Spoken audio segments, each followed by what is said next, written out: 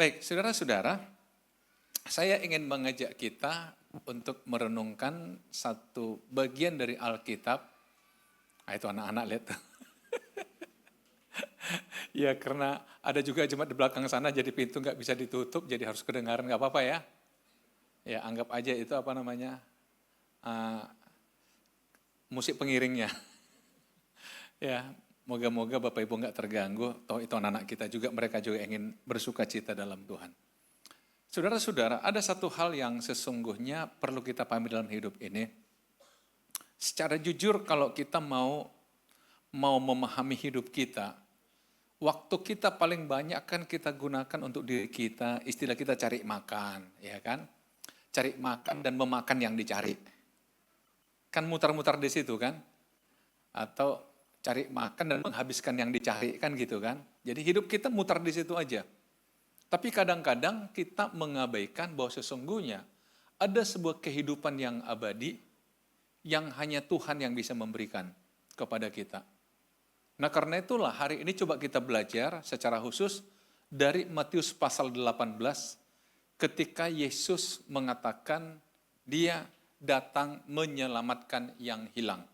Di dalam Matius 18 hari ini kita belajar Matius 18 ayat 11 mengatakan karena Anak manusia datang untuk menyelamatkan yang hilang. Kalau penggunaan kata hilang berarti sebelumnya ada. Tetapi tiba-tiba enggak ada. Makanya dicari.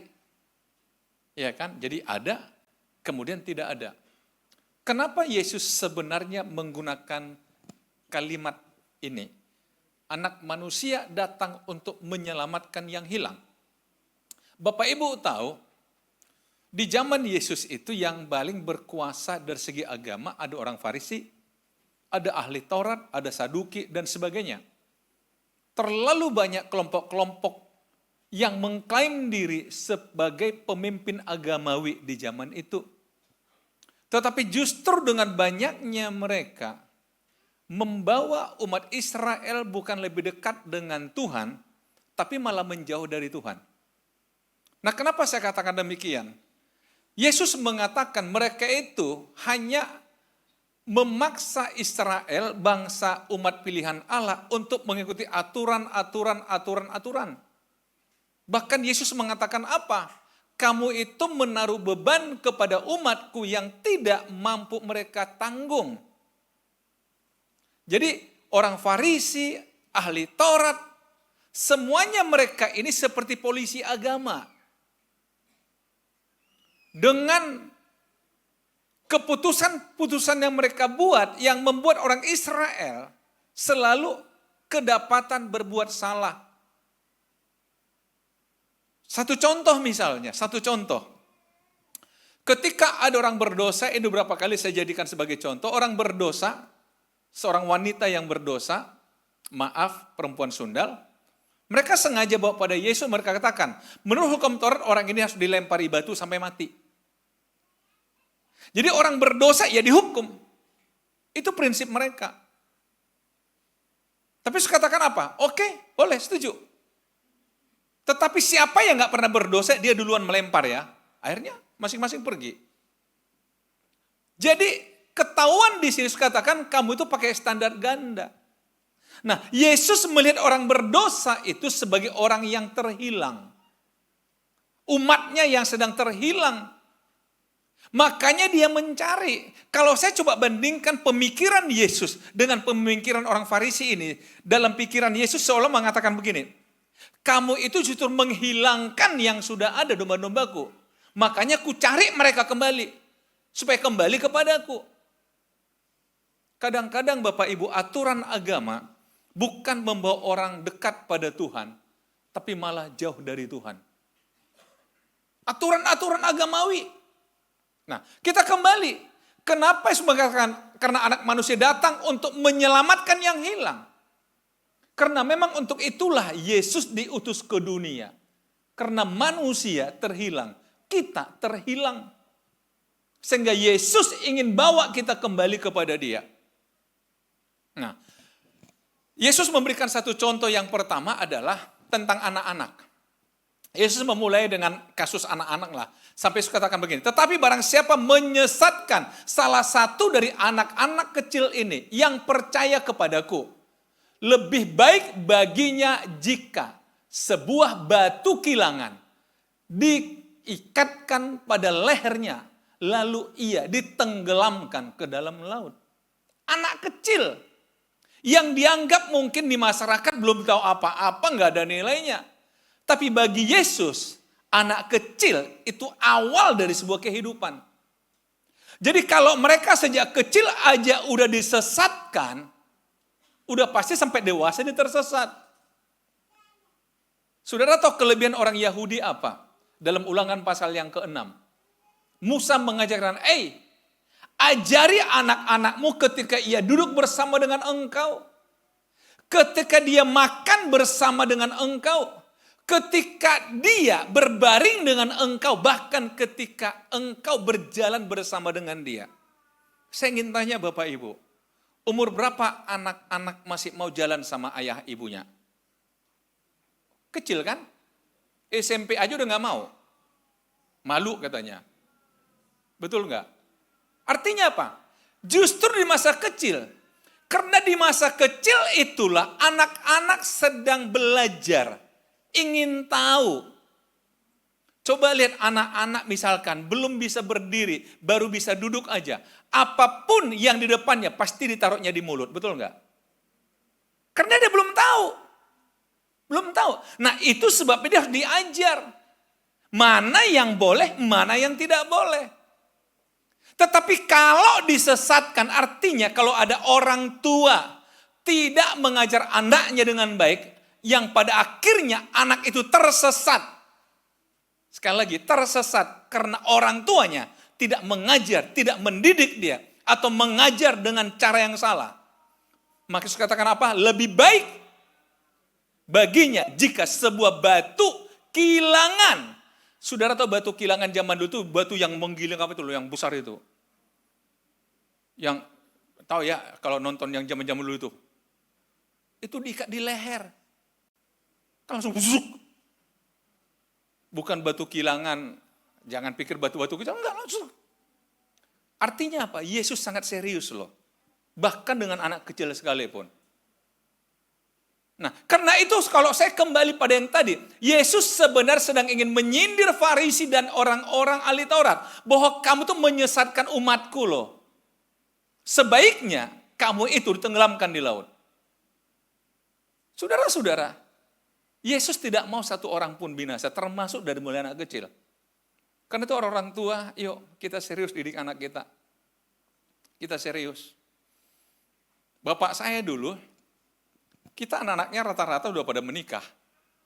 Tetapi dia tetap nasihati kita, sampai mama saya bilang, anak-anakmu ini lebih tinggi sekolah dari kau nasihati dia. Dia bilang apa? Tugasku kan sebagai orang tua nasihati anak.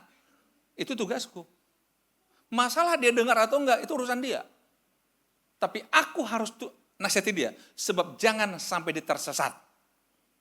Jadi Bapak Ibu, mau umur berapa pun anak kita, nasihati dia. Supaya tidak tersesat. Sekarang ini misalnya, dunia. Dengan segala cara menyesatkan anak-anak. Betul? Menyesatkan anak-anak. Berapa banyak anak-anak lebih percaya kepada temannya daripada orang tuanya. Lebih percaya kepada media sosial daripada orang tuanya. Bahkan lebih percaya media sosial daripada pendetanya. Halo, agak ngikut-ngikut lah sedikit pendeta lah. YouTube bilang begini, YouTube bilang begini. Coba. Oh saya sudah chat GPT, katanya begini. Saudara-saudara, saya pernah ada jemaat buat pengakuan. Pak, maaf Pak, kalau Bapak khotbah, saya cek loh khotbah Bapak. Di Google, di GPT. Saya bilang, apa tujuannya? Ya, memastikan aja Bapak khotbahnya benar. Nah, coba lihat. Seandainya nggak sama, pasti dia lebih percaya mana coba? Jangan-jangan ada di sini juga sedang chat sekarang. Ayat ini artinya apa sih? Kok pendeta ngomong gitu? Ada yang nggak? Nggak ada yang ngaku. Tapi kembali saudara, dunia dengan segala cara sedang ingin menyesatkan anak-anak muda. Karena apa? Anak-anak kita adalah masa depan keluarga kita. Anak-anak kita masa depan bangsa negara kita. Anak-anak kita masa depan gereja kita. Dan iblis nggak akan suka kalau gereja punya masa depan. Kalau keluarga kita punya masa depan. Kalau bangsa kita punya masa depan yang baik. Makanya dia akan mencoba menyesatkan. Karena itu Bapak Ibu yang punya anak, jangan hanya bangga punya anak. Bertanggung jawab. Jangan disesatkan. Jangan tersesat. Untuk itulah kita kembali. Yesus datang untuk menyelamatkan mereka yang terhilang. Saudara-saudara, kemudian dikatakan di ayat 10, ingatlah, jangan menganggap rendah seorang dari anak-anak kecil ini. Karena aku berkata kepadamu, ada malaikat mereka di sorga yang selalu memandang wajah Bapakku yang di sorga. Ada malaikat di sorga yang memandang Bapakku di sorga. Artinya apa? Ada malaikat berjaga-jaga pada anak-anak. Sebenarnya jauh lebih mudah kita mendidik anak, karena ada malaikat juga ikut menjaga dia. Tapi begitu kita abaikan, anak-anak akan belajar dari tempat lain. Artinya apa di sini? Ada malaikat. Ada malaikat mereka di sorga. Jadi anak-anak itu punya keistimewaan. Kalau kita kembali lagi kita apa? Keistimewaan. Jadi kalau ada anak kadang-kadang jatuh dia nggak apa-apa, itu karena malaikat loh. Menjaga dia. Tapi kalau orang tua jatuh, ya udah jatuh. Tapi kalau anak-anak loh ini ada malaikat mereka kan di surga kan? Kasihan orang tua ya. Oke lah. Karena apa? Karena mereka itu masih tidak tahu apa-apa. Belum mengerti apa-apa. Jadi mereka sangat spesial di mata Tuhan. Dan mereka itu generasi ke depan yang harus dididik. Nah, kemudian Yesus di sini, saudara tahu, dalam Alkitab hanya 2 kali kata yang disebut tentang gereja, dalam Injil maksud saya. Yang pertama adalah di Matius pasal 16. Satu ketika Yesus kumpulin murid-muridnya, dan dia bertanya, menurut kata orang siapakah anak manusia? Yesus bertanya tentang dirinya. Murid-murid katakan, ada yang mengatakan engkau Yohanes Pembaptis, ada yang mengatakan Nabi Yeremia, ada yang mengatakan Nabi Eli, yang penting salah satu dari Nabi. Nah itu kan pendapat orang banyak. Tetapi Yesus akhirnya bertanya, menurut kamu saya siapa? Saudara, dari sekian banyak murid, 12 murid, hanya satu yang berani jawab, yaitu siapa? Simon. Dikatakan apa? Engkau adalah Mesias, anak Allah yang hidup. Apa kata Yesus? Berbahagialah engkau Simon, karena bukan engkau yang mengatakannya, tapi Bapakku yang di sorga yang mengatakannya kepadamu. Dan aku berkata kepadamu, di atas batu karang ini, aku akan mendirikan jemaatku. Pertama kali istilah jemaat, gereja disebut. Jadi di sana saudara, mulai Yesus katakan, aku akan mendirikan gerejaku. Jadi di zaman Yesus belum ada gereja. Karena baru akan didirikan. Barulah kalau kita belajar Alkitab, nanti Kisah Rasul pasal 2 baru ada namanya gereja. Nah, tapi kita kembali ke sini. Di pasal 18 ini, Yesus mulai bicara penyelesaian masalah dalam gereja yang sangat berbeda dengan cara orang-orang Farisi, Yahudi dengan Tauratnya. Kalau tadi sudah saya katakan bahwa hukum Taurat, Farisi orang bersalah itu dihukum. Tapi Yesus ingin selamatkan orang berdosa, bukan dihukum. Nah, karena itu dikatakan, jika seorang mempunyai 100 ekor domba, dan seekor diantaranya sesat, tidakkah ia akan meninggalkan yang 99 ekor di pegunungan dan pergi mencari yang sesat itu? Ini analogi dikasih Yesus. 100 domba, satu sesat. Dia tinggalkan 99, cari yang satu. Mungkin kita katakan, loh kok ditinggal 99 demi satu? Kenapa? Yang 99 tidak tersesat. Yang satu tersesat.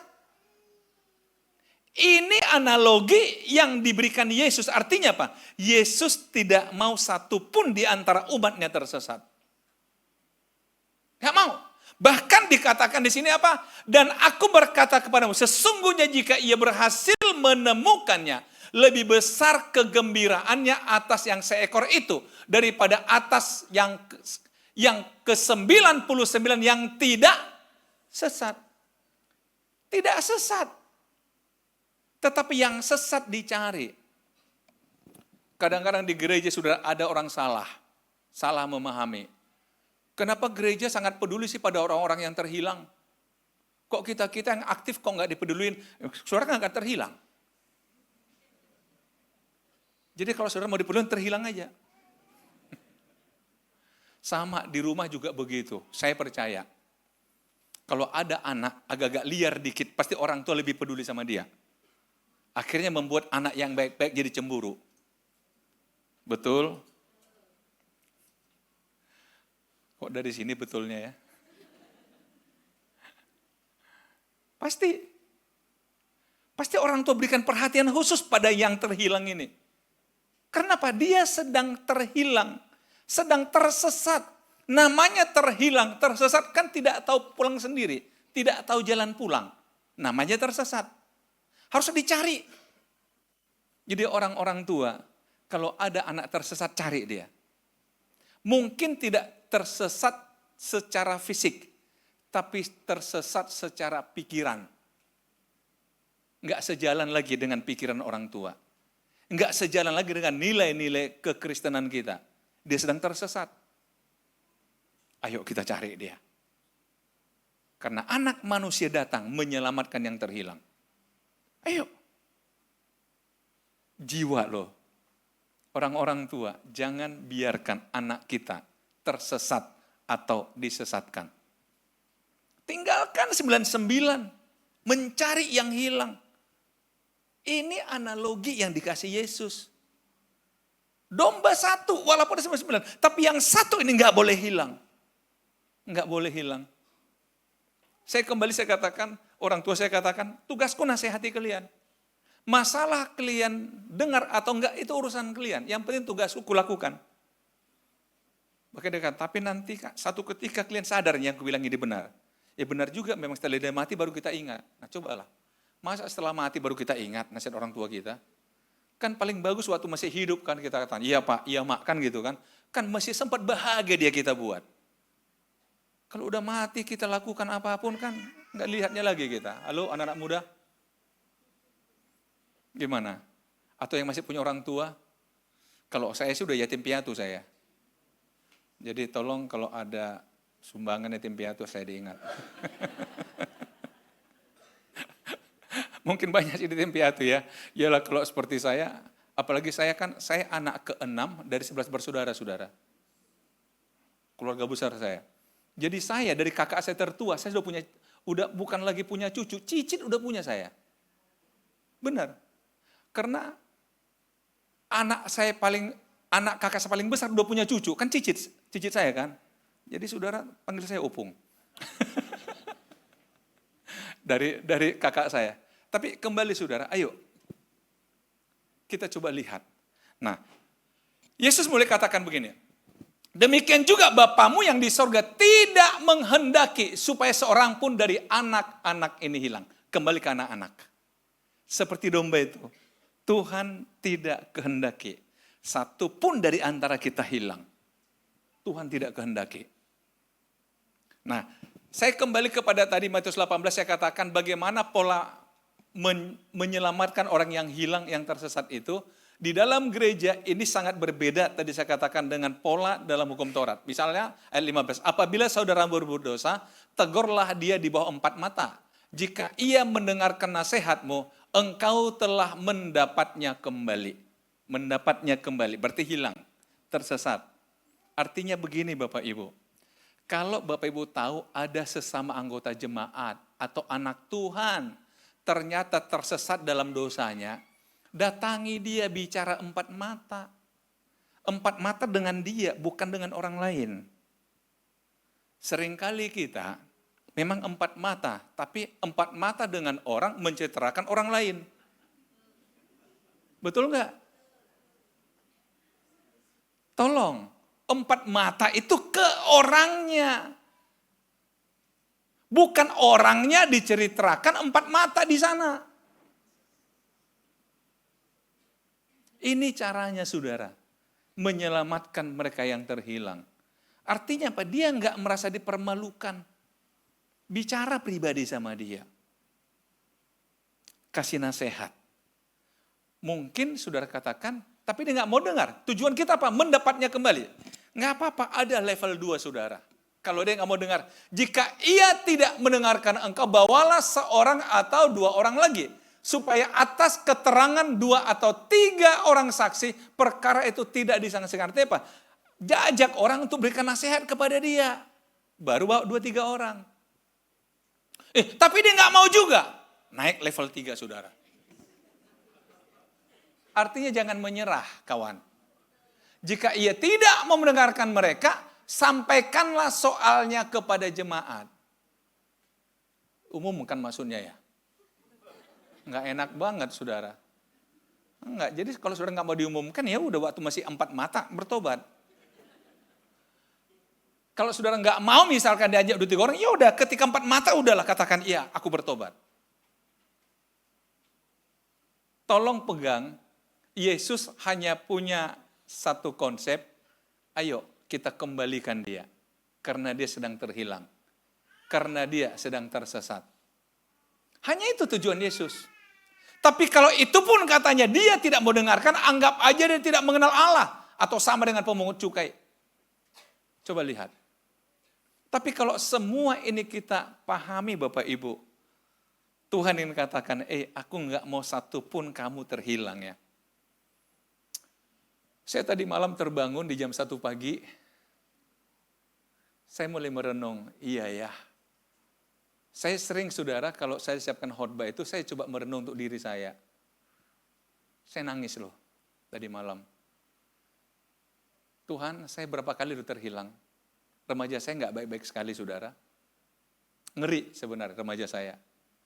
Sehingga saya tadi malam saya malu saya sama Tuhan. Tuhan, saya ini siapa sebenarnya? Kok engkau selamatkan aku ya?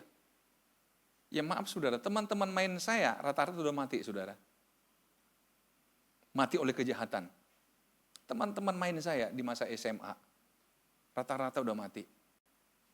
Jarang usia di atas 60 saudara. Sehingga tadi malam itu saya nangis. Tuhan, iya ya. Malu saya Tuhan, saya malu saya.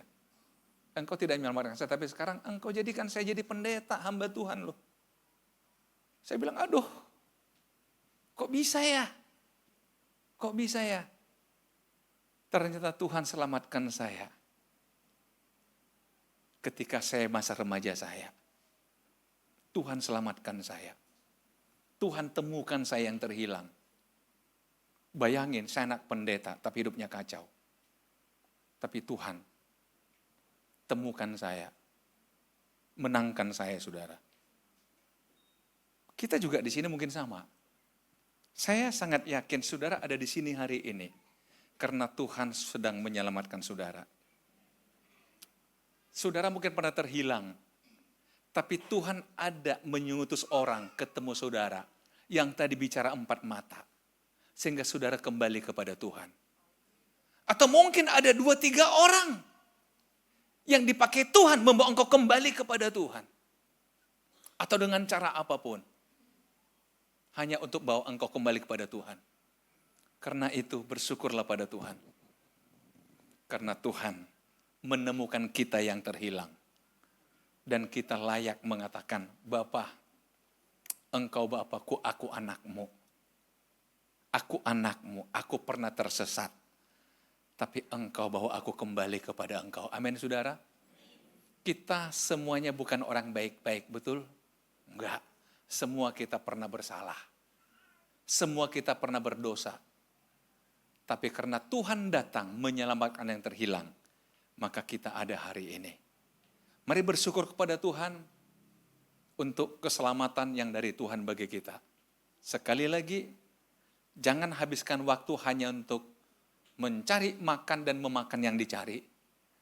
Tapi ambil juga waktu untuk datang kepada Tuhan. Amin. Tuhan Yesus memberkati.